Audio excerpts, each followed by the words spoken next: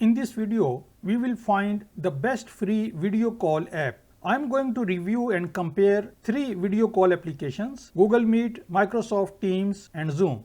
And I will be focusing on 5 key features when comparing these applications. And those 5 features are very important for a video call, in particular in an online teaching environment. And based on these 5 key features, we will determine which one of these video call applications is the best video call app. And we are starting right after this short break. Hello and welcome to my channel. My name is Tahir and I make videos about educational technology tools available for teachers and students. So if you are interested in these topics, please hit the subscribe button and also the notification bell to get notified whenever I post a new video on this channel.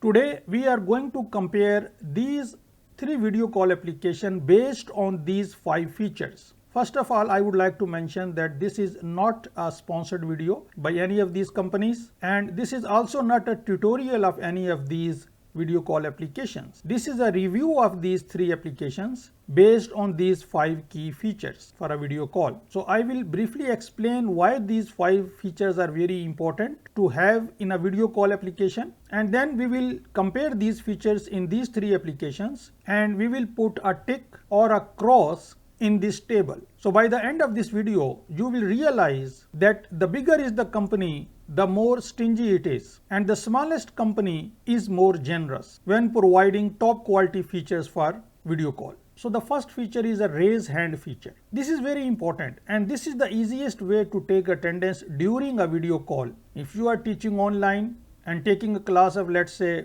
20 students, so you cannot put videos of all those students on your screen. Even if you have 2 screens, it will be cluttered. And I never recommend that you see your students while you are teaching. So the best way to take an attendance is that during the video lecture, you ask your students to raise hand on any particular question or answer, and you will immediately realize that who is not actually present in your class. Now, unfortunately, this raise hand feature is not available in Google Meet, and Microsoft Teams and Zoom provide you this feature. The next is screen share, and when we talk about screen share, there are 4 different types of screen sharing possible.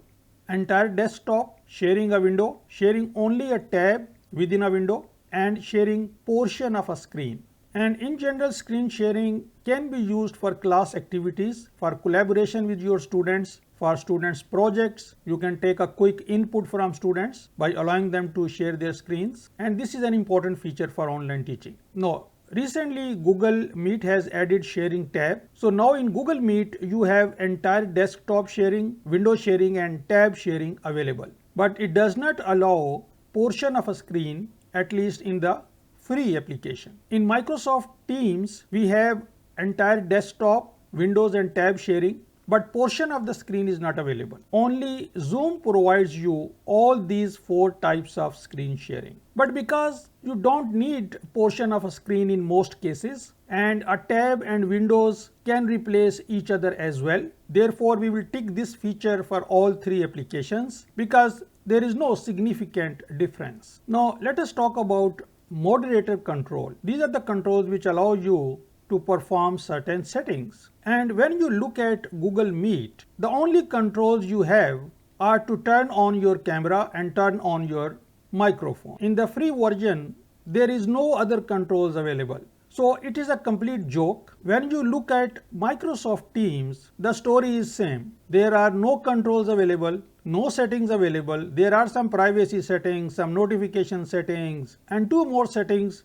One is who can present, and the second is who can bypass the lobby, or you can say the waiting room. So only a limited settings are available in Microsoft Teams, better than Google Meet, but not as many settings which we have in Zoom. In Zoom, there are hundreds of various settings available. I don't have time to explain all those settings.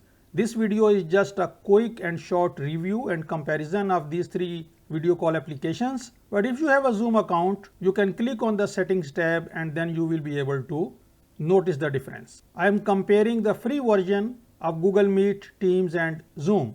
In the G Suite version, Google Meet allows a lot of settings. Similarly, if you have Office 365, then you can access various Microsoft settings as well. And it is also a joke that Microsoft says it is a Teams application, and Microsoft does not allow even calendar in a free version of Microsoft Teams. You cannot have a calendar. If you schedule a meeting, the meeting disappears. You have no way to see your scheduled meeting in the free version of Microsoft Teams. And when you look outside the screen sharing, you will realize that these big companies are trying to make money from these little things. They are following the path of Amazon, who is selling vegetables in US. And I'm sure that soon Amazon will be collecting your garbage bins as well.